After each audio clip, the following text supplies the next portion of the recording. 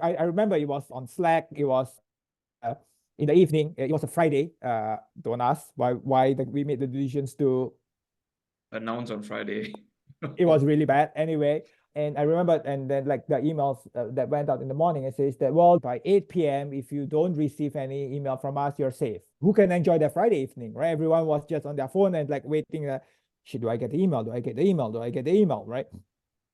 Yeah, it was really a very tense moment, right? Obviously, no one is working. Just keep refreshing your Slack chat group and sees that, oh, am I still around? Am I still around? Do I still have access to it, right? And then you start seeing like your friends or your colleagues' Slack account get deactivated, right? Kind of like, just look, that's how things are done. It's really, really silly. I just know that I actually need to do something. How do I actually assure the team that we are all in it together, right? We are not fighting against one another. Let's band together as a team, and we'll get through it. We'll get through it, right? So I remember I was thinking to myself, there is no amount of words or text that I can send to them that can help to assuage their guilt or to alleviate the fear, to make the situation better. And it's really not a good time to give another speech after the CEO gave like a long speech, right? Yeah. And then I remembered, I was just like, well, I've seen this guy's visual somewhere on Twitter where I think you shows like it's like a stones or a pebbles, that at a glance, the different shapes and forms might look different, right? But then actually when you group it, we are not that different anyway, right? We're actually the same, right? We're actually in it together, right? Yeah. So do you have that visual? This should be the one. There you go. Yep, absolutely. And then I nicked this off your Twitter, must be. I screenshot it. I sent it to the team, and I says that we can't see ourselves as like, oh, this is team A, you're team B, you're team C. That won't work, right? And say at the end of the day, we are all in it together. The stronger we band together, the better the likelihood that we'll get through all this together as a team, right? I just sent it that. I just sent a very short text and says that, well, let's talk on Monday and stuff like that. And I think that This was helps. like Friday evening, like Yeah, after absolutely. kind of Absolutely. And then you don't want to send like a freaking long text, right? So if it's just a visual, it's like we're in it together. It's like there is no, I'm the boss, you're the team, or you're team A, you're team B. Nope, we'll come together.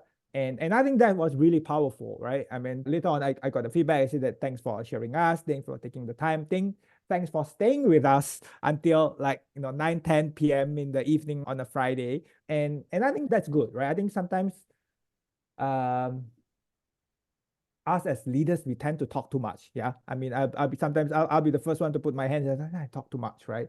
And in the flurry of texts, emails, calls that people have every day, sometimes having a visual to just succinctly deliver your message is important, because I'm a believer. Sometimes you might forget exactly what people say, like what you read, right? But it's always the visuals that sticks in your mind. And that's the reasons why I sent your visual to the team.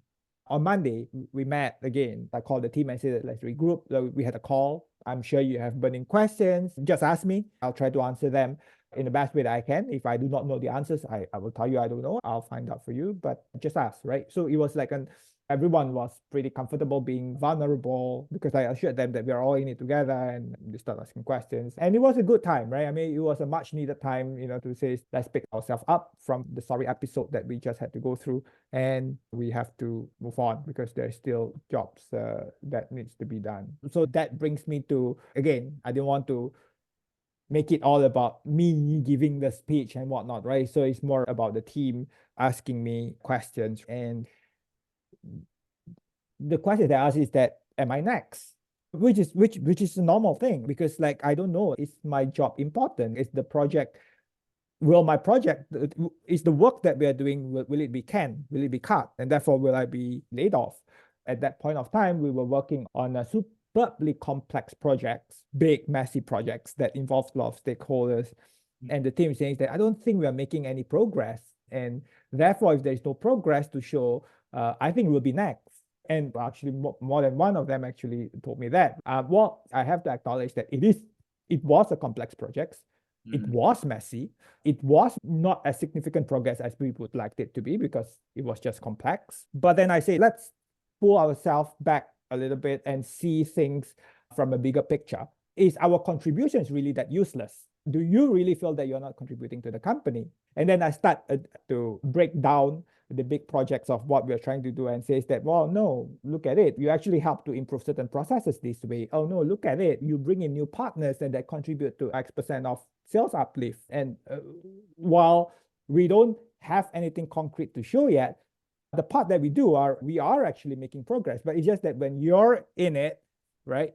And every time you hit a roadblock, you feel like, wow, I'm not making any progress. And that's where I stole two visuals from you, right? So that's the second not visual. stealing, it's like the best. It's not, is it? One of the There you best go. ways my work is being used to actually help Thank you. people. I think you're talking about this one. Spiral staircase. There you go. So this is where I say that sometimes this is what it is, right? Sometimes we're like, oh my God, this is like Groundhog Day again, Henry. Like, I don't think we're making any progress, right? But sometimes when you take a step back, you might think that you're actually not making a progress, but you are. And you just need to frame it differently. You just need to see it differently, right?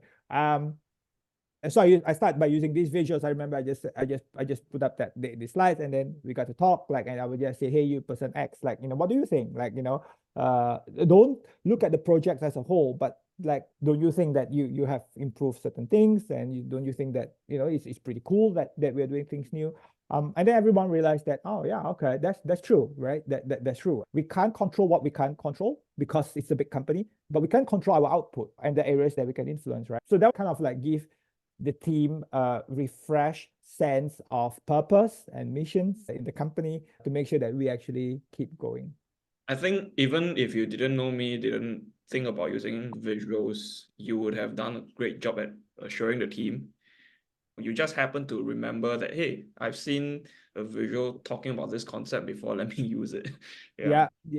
As a team lead, as a people manager, we were given a beautifully corporately crafted FAQ that we are supposed to answer this way, like when your team members ask something. But I am the furthest away from someone who is very corporate, right? I mean, I get the gist of it, of course, I get the message of it, but I deliver it in the way that I want to deliver, that I want to come across as authentic. And that's why instead of showing, it's like, oh, this is like 20 FAQ. Why are we doing this? What happened to me? And stuff like that. No, I use that like in like, using your visuals and having a very open discussions with the team. Did you feel like the visual helped in that moment? Well, I think it's certainly like definitely not as corporate and as boring as a 20 pages FAQ. That's number one. And let's face it, I'm sure some of them were still reeling from what happened just the Friday before. And I wouldn't put it past any of them that they had a sense of mistrust on the company, right? So I do not want to come as corporate either, right? But yet at the same time, I know that I have to represent the corporate as a leader, right?